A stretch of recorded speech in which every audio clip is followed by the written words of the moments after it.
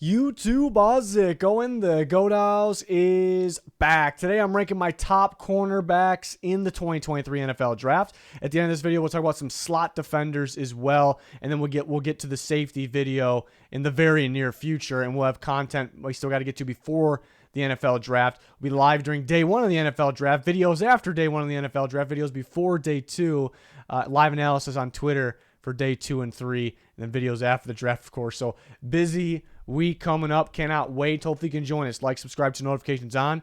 Make sure those notifications are on so you know when we go live. Make sure you follow that Twitter. Very important. Links pinned in the comments for that. Discord, sponsors, GLD Shop, Liquid IV. You guys know the drill. Cornerback rankings. Christian Gonzalez, number 1. The Oregon corner. Been number 1 for me this whole time, pretty much. We were doing mocks earlier in the season, and I had him towards the top then. People were a little confused at the time, but I think we found out pretty early on in this offseason that Gonzalez was a top-tier guy. Maybe you have him at number 2 because Devin Witherspoon is definitely worthy of being in the conversation because this cornerback class is really good. Love the cornerback class, but there's 2 guys that are absolutely legit at the top. I got an elite grade on Gonzalez. I think he's the complete corner that you're looking for in today's NFL. Like 5 years ago even, corners took a little bit of time to develop, and it was kind of rare to get a great one right away. Like Jalen Ramsey's would come around here and there. But, it's a little different now, but you want to make sure, because these guys are pro-ready, they're making an impact right away. You want to make sure you find that guy. I think Gonzalez makes that instant impact. He's a complete corner, really no flaws to his game. Love the length, love the elite athleticism. Very impressive with his press technique, and he's very, very physical at the line with, jamming, obviously.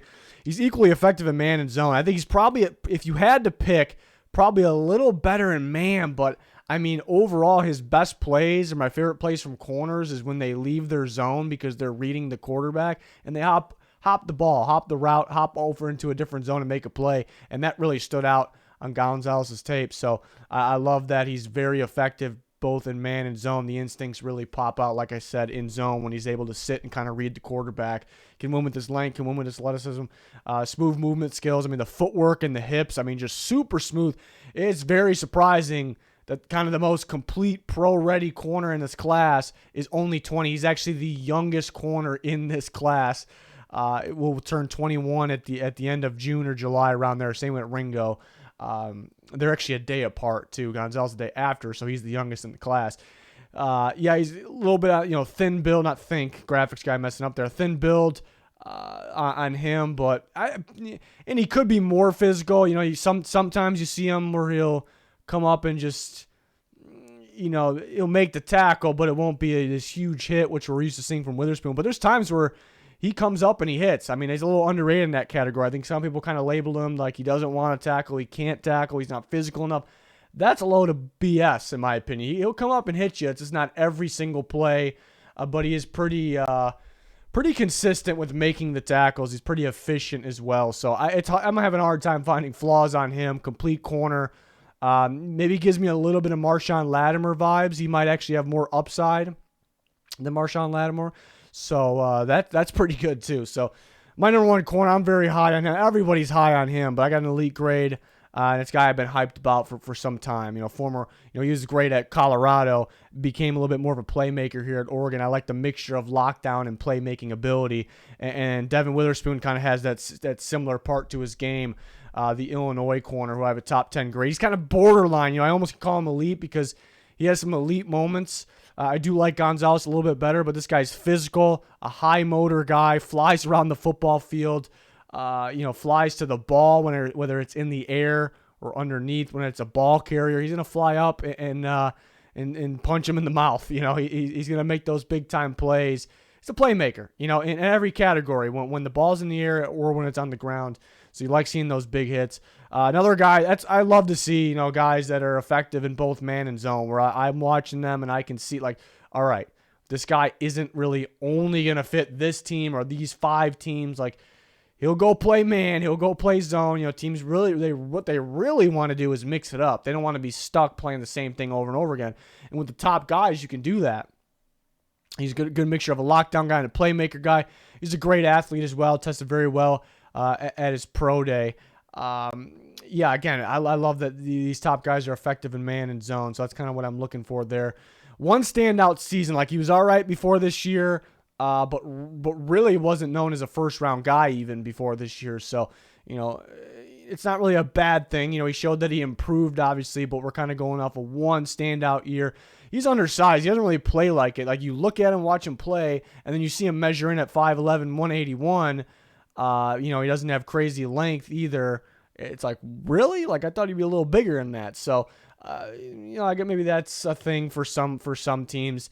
He reminds me a little bit of Jair Alexander from the Packers. A little bit like, yeah, technically a little undersized, doesn't really play like it. High motor guy, flying around the field, will come up and make a play. So in that sense, he reminds me of Alexander. So I got I'm not a big comparisons guy, but I got two pretty good comparisons for the top two guys here.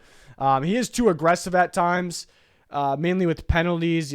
Pretty grabby and was actually called. Usually in college, the guys get away with it. He actually got called a bit throughout his career, and pretty aggressive with the whips. He kind of comes with the guys that fly like 110 miles per hour, trying to hit somebody.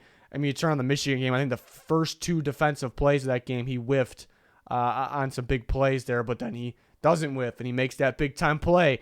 And he has some past injuries that popped up as well. So is that something that kind of affected him before this year? And that, that's why he couldn't have the standout seasons in the past? Maybe. Is it going to be something that pops up? Because he plays like a guy that, he's going to hit like crazy, but he isn't. Can he handle it long-term, I guess, because he doesn't have the build? I'm not saying yes or no, but that's something teams will wonder about there. 3 and 4 are so tight. I was back and forth on ranking these two guys 3 and 4. I'm not going to be disappointed in a team if they took my number 4 over my number 3 or my number 3 over number 4. But Deonte Banks at number 3, the Maryland corner who has a really good tape this year. Kind of like Witherspoon, it's like one standout year and wasn't really the full year. I don't know if it was most of the year. And he was coming back from injury too from last year, so that definitely affected him. But, the tape is so good, but it's pretty small. Like, it's pretty small, I guess, the sample size, but it is really, really good. I mean, it's an absolute freak. I mean, corners, usually they're freaky athletes. We'll talk about how freaky these guys are throughout this whole video. We kind of did already, but this guy is an absolute freak. We saw it at the combine. We see it on tape. The RAS score is a 10, which is ridiculous. Impressive physicality, impressibility. He'll.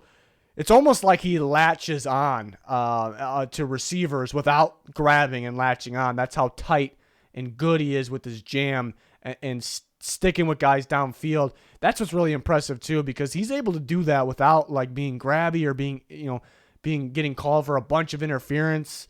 Like he's sneaky. He gets away with it somehow. And there's some moments on tape where the press is so damn good. It's so good. Sticky in coverage. I think he's best in man. You can be a press zone guy, but it kind of goes along with the press and kind of sticking with guys without interfering with them too much throughout the whole length of the field. But I saw some upside from him in zone. Shows some of those instincts. I've seen some plays. It's like cover 3 where he kind of leaves his zone and makes a play. I saw that a little bit, but I think man teams probably feel a little more comfortable with him. But again, I think he could play zone. I think he's some upside. He's not going to be stuck in like a man only, only playing good in a very heavy man team, because everyone's going to run zone at some point. But I think he'll be able to be effective in zone. I'm a little more confident with the top two guys right away playing both equally effective. But I feel pretty good about Banks there. But yeah, really one season or less than of this standout play. So that is a little tricky. That was kind of the difference at times for me with 3 and 4. I was going to rank 4 ahead of him because I just see a little bit more from him. But the tape was so good from Banks when he was at that standout level. It was so good. Like in the conversation with the top two guys, which even though there's some really good guys like Banks and the other guys we're going to talk about, I do separate those guys at the top. But he's almost in that conversation with that small sample size.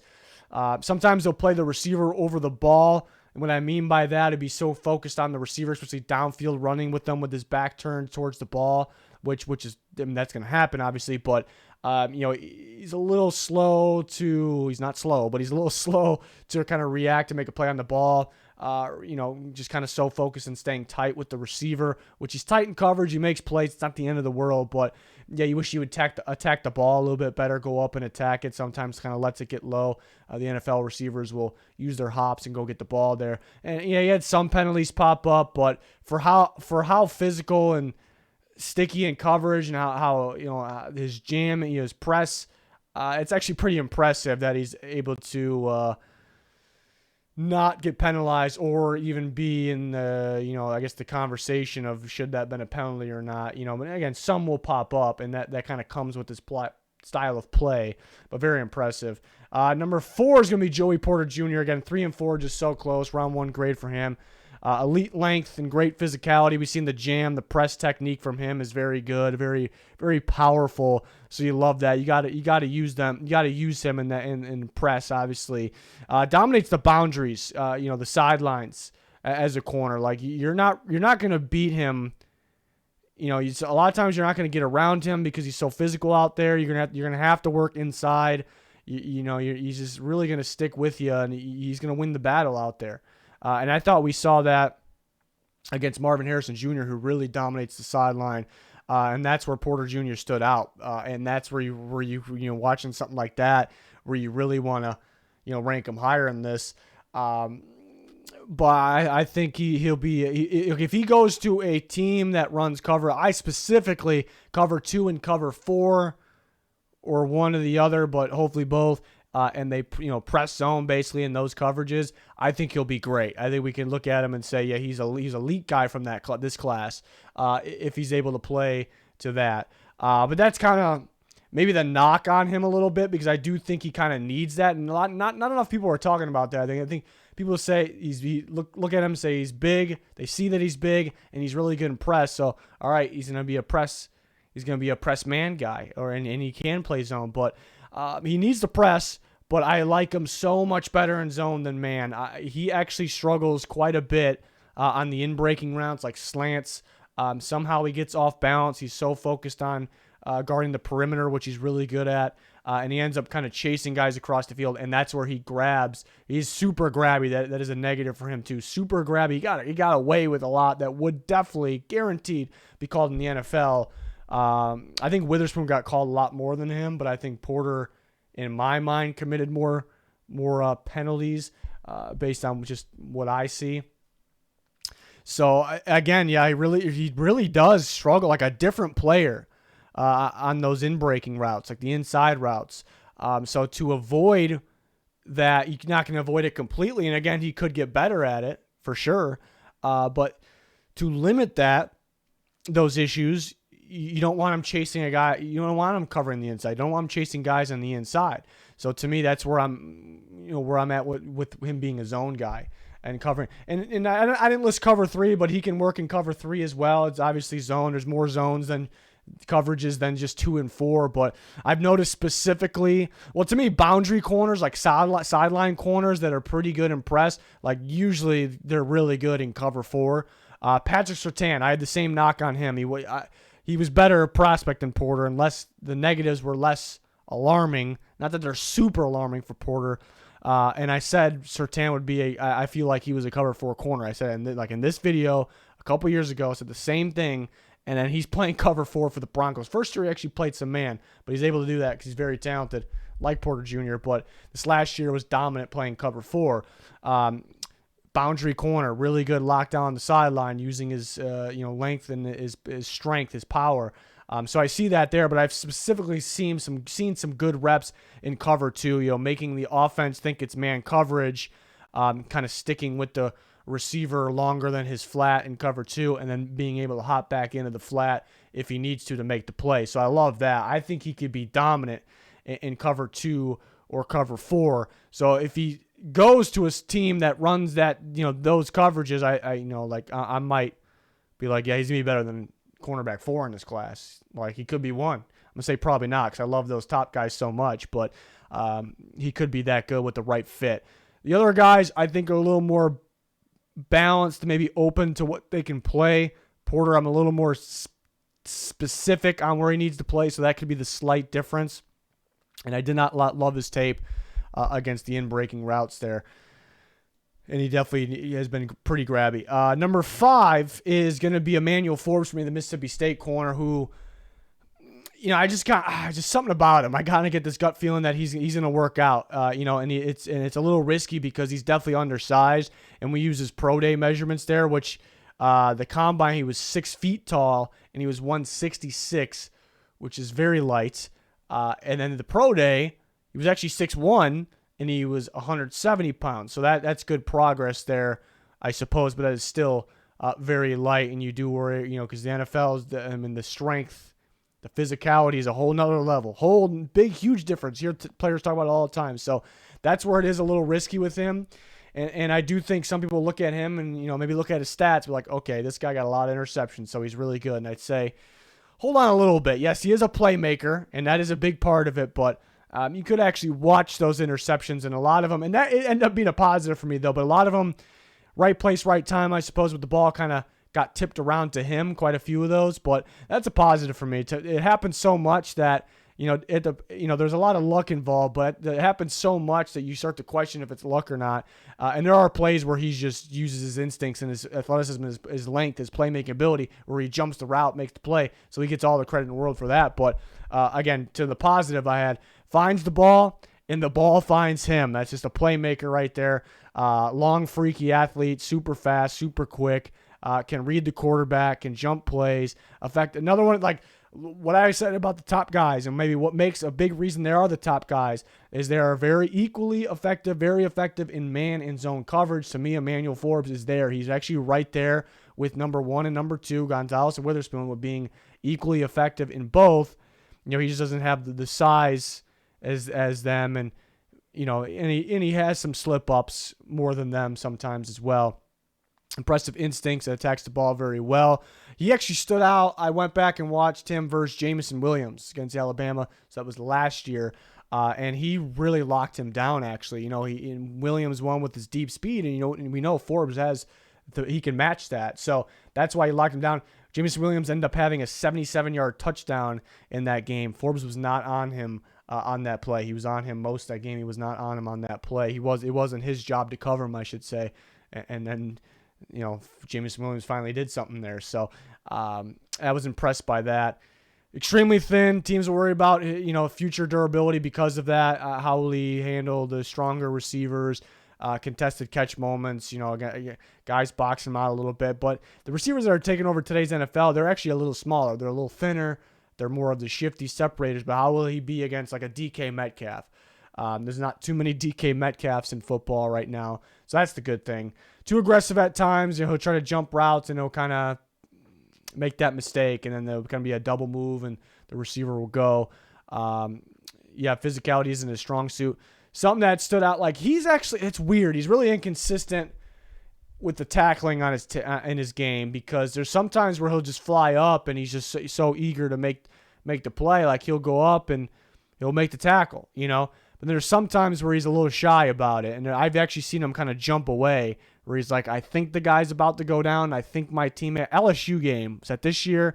That one, top of my head, that one popped out to me where it felt like he was a little shy with the tackling. He would sometimes he would think, I think my teammate's got him, or I think the guy's about to go down, so actually just jump out of the way instead of making sure. And sometimes he'll kind of just stay on his block, rather than just getting in. Look like he can get him off of him, shed it, but kind of just sticks on it and hope somebody else makes the tackle. So it's kind of game by game with that. So it's not like it's all over the tape completely.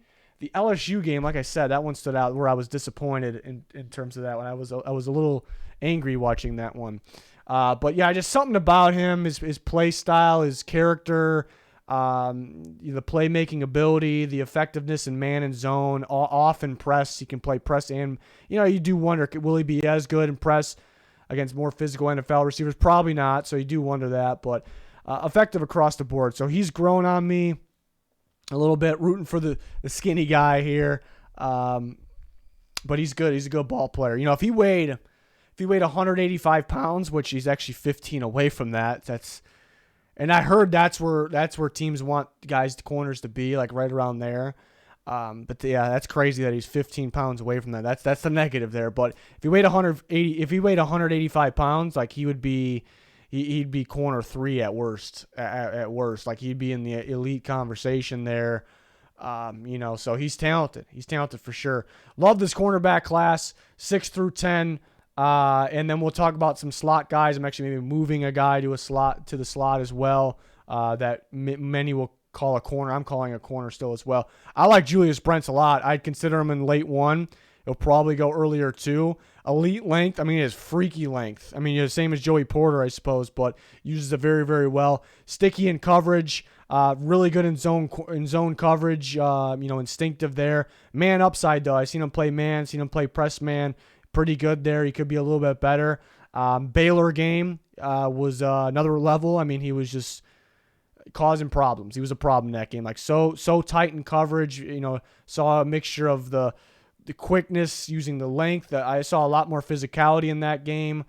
He was a big time problem in that game. So I love tape like that. Thin build. Can get off balance and grabby at times. Those kind of go together. Like when he gets off balance, he'll grab a bit. And there was he played Quentin Johnston twice in the Big 12 title game. Johnston kind of got him a couple times with his physicality. It was a pretty good battle. Brents was always there in coverage though, but there was times where he actually got his head around on the wrong side. You want to get around the inside. So like if the sideline's over here, receivers over here, you want to, I always kind of keep a hand on him, and you want to turn towards the ball here. He would actually play this way, and it would cause him to get off balance, and that kind of caused him to lose a rep or two that he should have. He was in place to win. So fix that. I don't love to see that because corners of his caliber with experience at Iowa and Kansas State, they should not be doing that at all. So I don't love that, but if you kind of clean that up, he can be really good, and he would have dominated that battle. I thought the first one he won that battle. But yeah, I mean, the elite length is the explosiveness. Guys that long shouldn't be as quick as he is. Really good foot quickness. The balance and being a little grabby. Cam Smith, I think he attacks the ball very well when he's able to get his eye on the quarterback, kind of read what's going on in front of him, and the ball is in front of him, like in front of his eyes. He's looking at the ball. He's looking at the quarterback. He makes some big-time instinctive plays. And almost has safety at times. Like usually that's like a free safety that, they're really, really good when looking at reading the quarterback. The ball is in front of their eyes, in front of their body, in front of their chest. He's a corner, though. He's a corner that, to me, South Carolina mixed it up a bit, man and zone. He was way better in zone. If you go to a team that's like it's a heavy zone team, like they run mainly zone, like not a whole lot of man. I think he'll be really good. He'll be able to, do his thing there and be he's been a big time playmaker, but he'll be able to attack the ball. When he does that, it's like, wow, okay, this guy is a first round pick. He is legit. But then he actually does struggle in man. He did a really good job in some man and zone against Tennessee, which was maybe the toughest opponent. So that was weird, but not super weird. But there is times where he struggles in man. When his back is to the ball or back is to the quarterback, which when you're a man, you're running with the receiver downfield. It's just how it's going to be. The receiver can kind of throw him off with a hesitation move or a double move or body language could throw him off, or maybe just not reading the ball as well that way. So he is better. Again, he's better facing the quarterback, facing the ball, which tells me he's a zone corner. Which is weird because we're talking about the other South Carolina corner in a second, but they're different. One's better in man, one's better in zone here. So I really hope he goes to a very heavy zone team. I'm more comfortable with him early second because he's kind of one-sided a little bit there, but he has his good moments in man. I've seen some people call him like a pure press man corner. I couldn't disagree more there. I think Darius Rush is that guy. But not that Smith can't play man at all. He's had good moments, but where he really stands out is just reading the quarterback and flying up and making a play into his own there. So that's where I like him. If he's in a man scheme, like a heavy man, I'd rather have him at free safety. There. And speaking of that, I think Kelee Ringo could play can play free safety. He didn't get any snaps there, 0 at all, but I almost ranked him with the safeties because I think he actually could be a better safety, but he does have a lot of upside at corner. He's a guy that 1 second I want to rank higher in this because he has so much upside. Him and Gonzalez are the youngest corners in the whole group. He's got pretty good play at Georgia, too. I think, with Georgia mixing up between man and zone, I thought he did a pretty good job overall in both those. Of course, he has a lot of help. There's some ridiculous players on that Georgia defense, so it is tough to fully judge.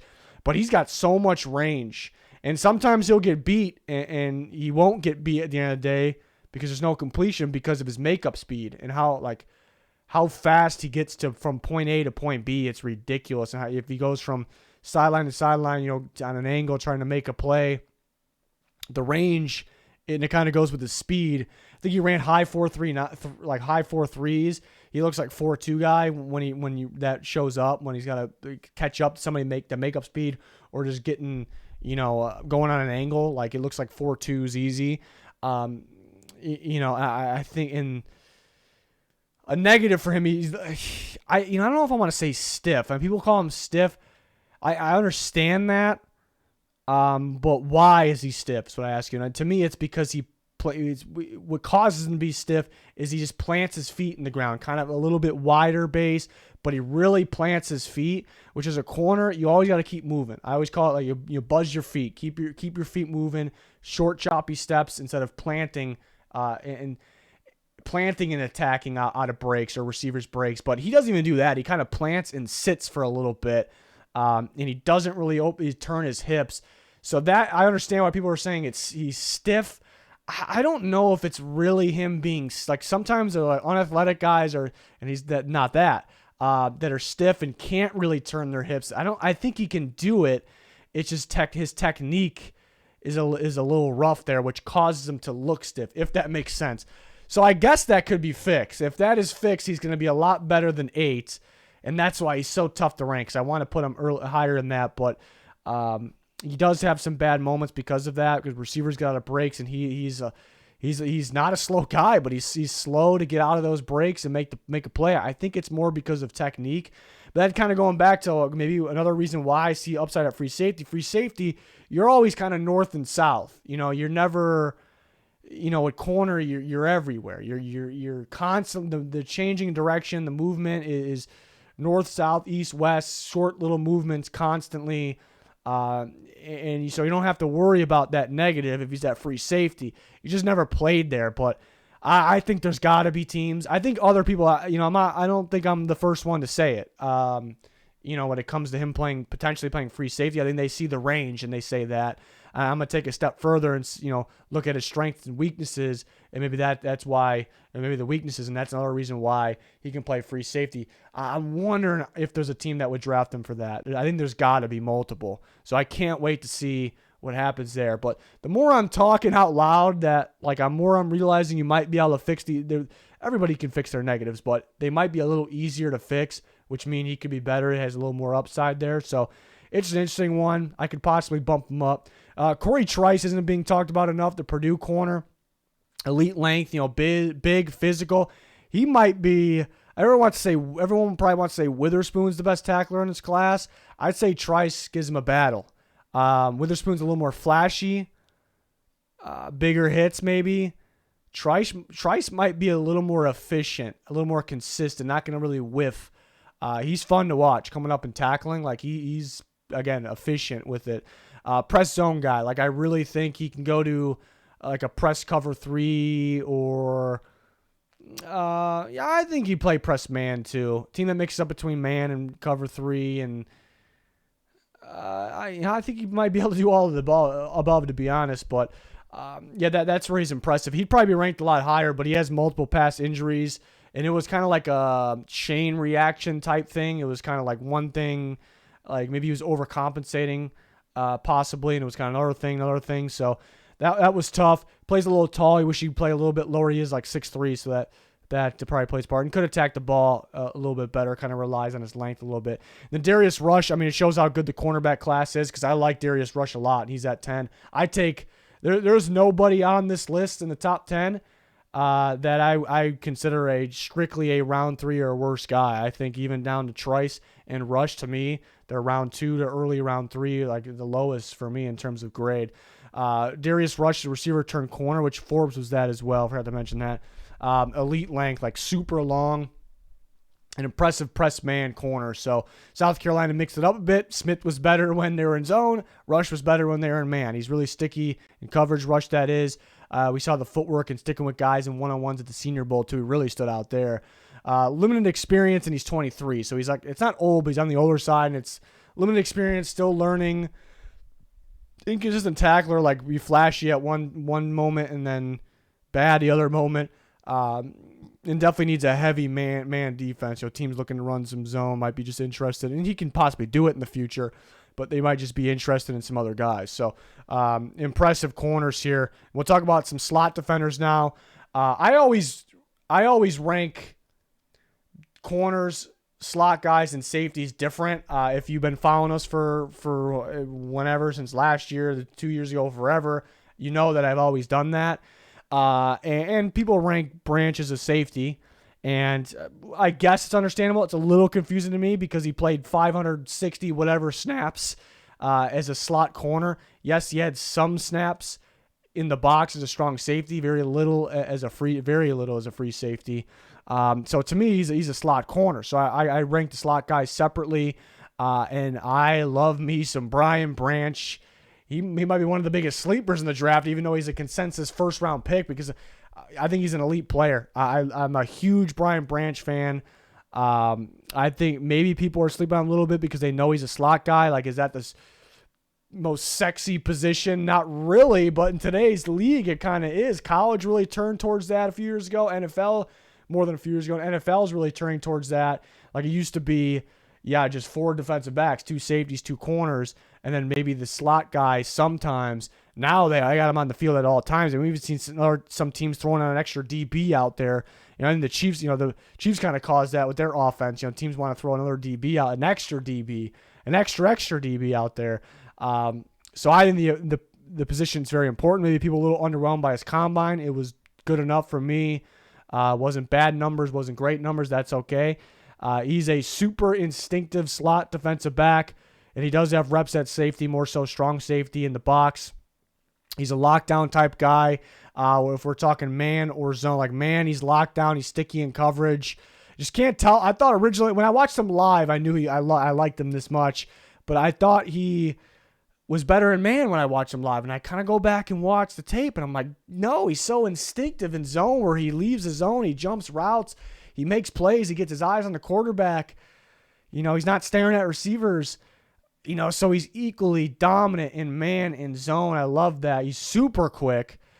He plays faster and stronger than you think. Like that, he plays way faster. He's more quick than fast, but he plays way faster than the combine number shows. And in the 4.5s is plenty fast enough, anyways. And he looks like a smaller guy. I mean, 190 for 5'11 is pretty good. But he plays way more physical. Like, people get all crazy about Devon Witherspoon's hits, understandable, but where's everyone going crazy over Brian Branch's hits? I mean, this guy flies up and makes a hit on the ball carrier. Very, very fun to watch. He's a phenomenal blitzer. He's a weapon. He's a Swiss Army knife, at that slot spot. You don't know if they're in man zone, equally effective both. You don't know if he's blitzing. He's a big-time blitzer. That is just a major factor. We talked about he's a very impressive tackler. He is undersized, but more so for safety and outside corner, which I do think he's capable of playing those spots just because he's such a smart, high IQ, talented football player. But is he undersized for the slot? No, he's not. So he's more quick than fast. It's not really a negative thing for me, but maybe a reason why he didn't run the fastest 40. He's known as versatile. Again, he's got reps in different spots, even though I think people kind of get it wrong. He's got way more reps in the slot than anything else. He's a slot guy, and technically slot is corner, so everyone ranking him with safeties, to me, is I guess I understand it, but it's a little weird. So he is versatile, but he just may end up just being a slot guy, which is okay. But it is interesting because Minkah Fitzpatrick played that same exact role in Alabama, and then that was kind of issue in the NFL. Like, did the Dolphins like him? And just the slot. Not really. And then he goes to, he goes to the Steelers, and then Mike Tomlin sees him playing free safety, and that worked out. So I think Branch, could he do that? Possibility, yes. Minka might have been a rare situation, though. We don't need Branch to play free safety. You just need him to play in the slot where he's dominant. Does have some penalties, get some pass interferences popped up a little bit, but I love Branch. It's like he's complete. Like if we're gonna grade, which we did, we're gonna grade a running back. The running back position kind of got devalued in recent years. If we're gonna grade, a running back elite, even though the position's not super valuable, why can't we grade a slot guy? There, and he's the. I don't see how he's not an elite slot defender. Like he's got everything and some. Like what slot defenders are this flashy and this much of a factor and this much like of a problem? At the line of scrimmage trying to read what he's doing. Like Mike Hilton, maybe my favorite slot corner in with his blitzing ability. He can be like that. I think he could be a lot better than him too, with the upside in the future because there's just a lot more to his game. I think he's a little better in coverage, even though Hilton's great. Total package type of guy in what is a very important position in today's NFL. It's like a must. To me, I played corner, a while back, and I thought, to me, I was undersized too, and I thought covering downfield, like sideline contested catch was easier than actually covering the slot and quick in-breakers underneath stuff. Like I actually thought that was more difficult. So these guys, everyone's different, I suppose, but these guys deserve some more credit there. And I got DJ Turner with the slots, but I do put a slot DB plus corner because I think he'll outside corner because I think he'll play both. He played way more outside corner in the NFL, in college, and I do think he'll play both. But I like him based on his strengths and mainly the weaknesses. I do think he'll be better in the NFL. In the slot, we'll talk about that. But the Michigan corner, who was very solid, freak athletes. I think we forgot to put that in there. He's a freak athlete, very fast, obviously. Outside corner with reps inside, but I like his upside in the slot. Super quick, really good reactions. Especially when his eyes are on the quarterback there. Making a play on the ball. I think he's best in man, but he's pretty effective in zone. Michigan kind of mixed it up a little bit. He's pretty solid in press, actually, too, if you need him to be. If you need him to press. Sticky in coverage, like always close with the guys. Good footwork. We'll talk about that. Will struggle versus stronger receivers, though.